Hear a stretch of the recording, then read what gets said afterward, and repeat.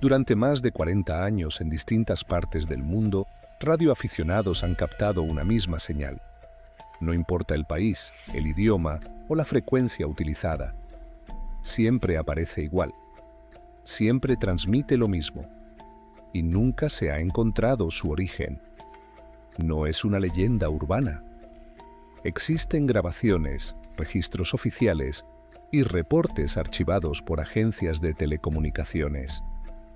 Lo perturbador no es solo que la señal exista, sino lo que transmite.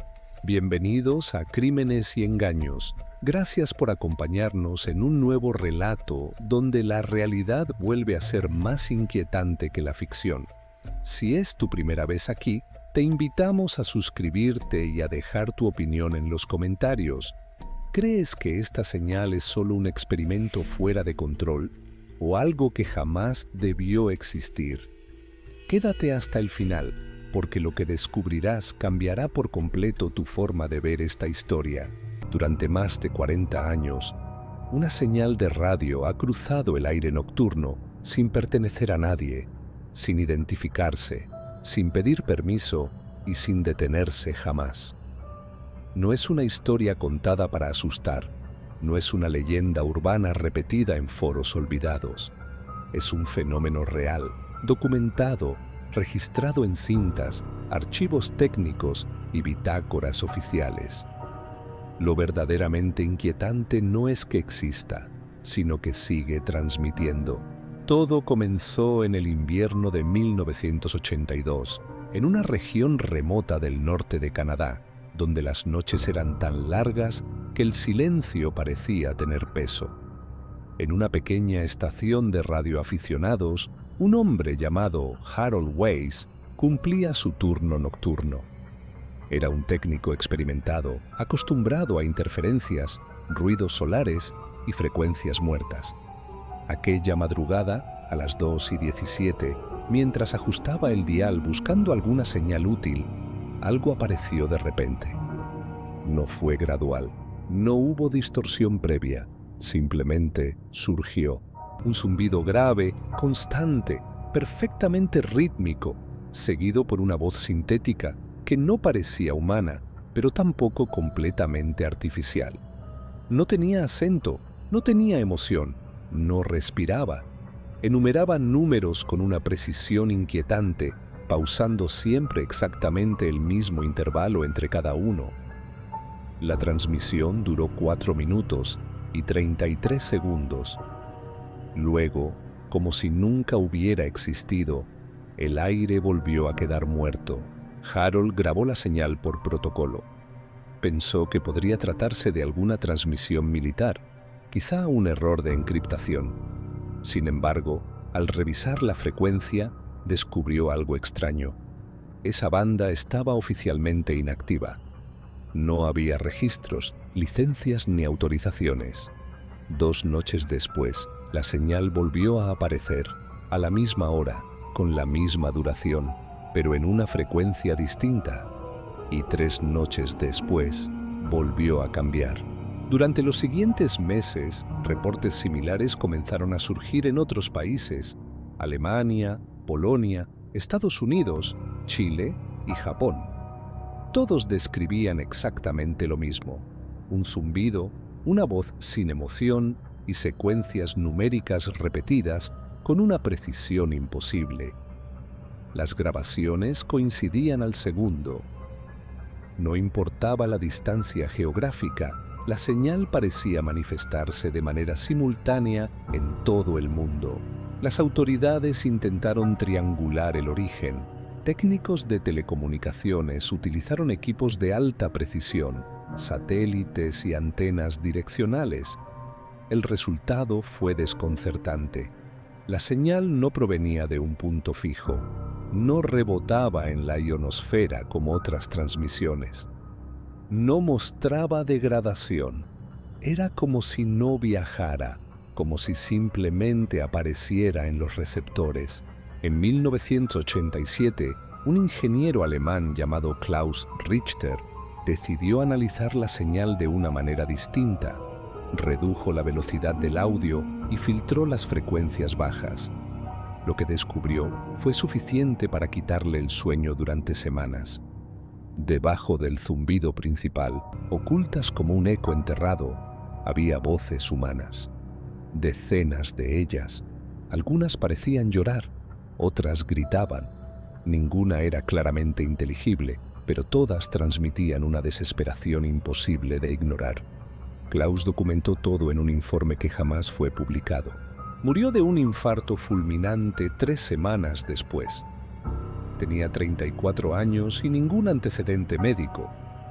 A partir de los años 90, la señal comenzó a cambiar. Ya no solo transmitía números, en ocasiones pronunciaba nombres completos. En otras ocasiones emitía coordenadas geográficas. En 1994, un radioaficionado chileno, movido por la curiosidad y el escepticismo, decidió viajar hasta una de las ubicaciones transmitidas. Lo que encontró fue un pueblo abandonado. No había signos de violencia, no había restos humanos, no había electricidad. Pero en varias casas, radios antiguos seguían encendidos, todos sintonizados en la misma frecuencia, transmitiendo la señal. El hombre desapareció días después. Su grabadora fue encontrada intacta. La última grabación captó la señal y una voz humana que susurró. Ya no se escuchó. En 2003, una agencia europea clasificó oficialmente el fenómeno como transmisión anómala persistente. Se prohibió su investigación sin autorización expresa. Aún así, algunos continuaron estudiándola en secreto. Uno de ellos fue Luis Mendoza, técnico en telecomunicaciones en México.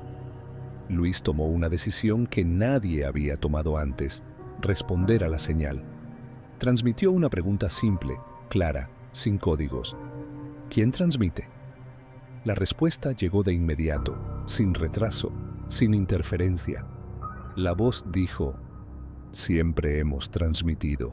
Esa misma noche, Luis grabó un mensaje personal donde confesaba escuchar la señal incluso cuando apagaba el equipo.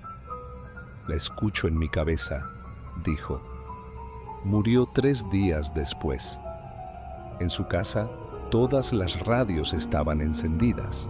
Con el paso de los años, investigadores independientes comenzaron a notar un patrón inquietante. Las secuencias numéricas coincidían con fechas de desapariciones reales. Personas que habían escuchado la señal repetidamente. Personas que habían intentado rastrearla. Personas que habían hablado de ella públicamente. Era como si la señal no anunciara eventos futuros, sino que registrara algo que ya había ocurrido. En 2011, un grupo clandestino de investigadores logró algo aún más perturbador. Descubrieron que la señal no era continua. Existían microvariaciones imperceptibles para el oído humano, pero detectables con software avanzado. Esas variaciones parecían responder a la cantidad de personas escuchando.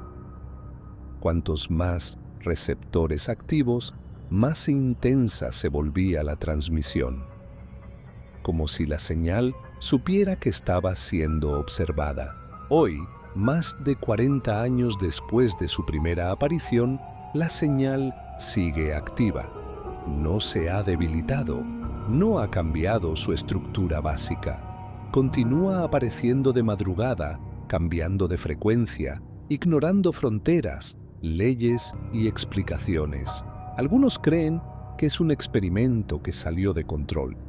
Otros que es una inteligencia artificial antigua, olvidada por sus creadores. Y hay quienes piensan algo aún peor, que no es una transmisión, sino una forma de conciencia que utiliza la radio como medio, una presencia que no necesita origen porque siempre ha estado ahí. Lo más inquietante es esto. En los últimos años, la señal ha comenzado a incluir fragmentos de audio que parecen respuestas. No a transmisiones externas, sino a pensamientos. Personas han reportado escuchar palabras que solo ellos podrían reconocer.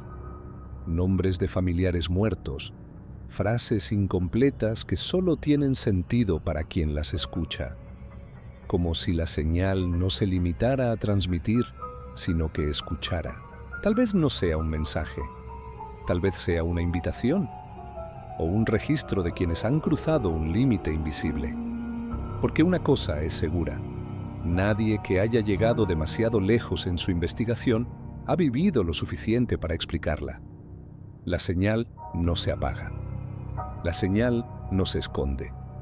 La señal no tiene origen, y ahora que sabes de ella, tal vez esta noche, cuando todo esté en silencio, cuando el aire parezca inmóvil y escuches un zumbido lejano que no recuerdas haber oído antes, tal vez ya estés sintonizando sin saberlo. Gracias por llegar hasta el final de esta historia. Si este relato te dejó inquieto, te invitamos a dejar tu opinión en los comentarios, a darle like y a compartirlo con quienes también disfrutan de los misterios que no tienen explicación. En Crímenes y Engaños seguimos explorando aquellos casos donde la realidad se vuelve perturbadora y las preguntas pesan más que las respuestas. Porque hay historias que no se apagan, igual que esta señal.